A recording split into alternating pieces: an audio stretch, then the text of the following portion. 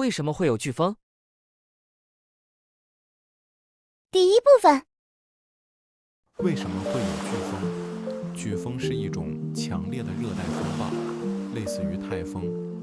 当地区海水温度持续高于，而势流摄氏度适，空气中的水汽大量蒸发并上升，形成低压区。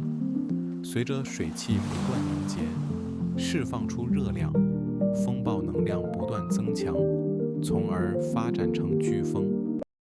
第二部分，为什么会有飓风？飓风是一种强烈的热带风暴，类似于台风。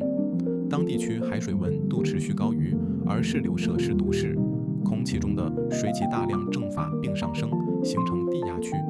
随着水汽不断凝结，释放出热量，风暴能量不断增强，从而发展成飓风。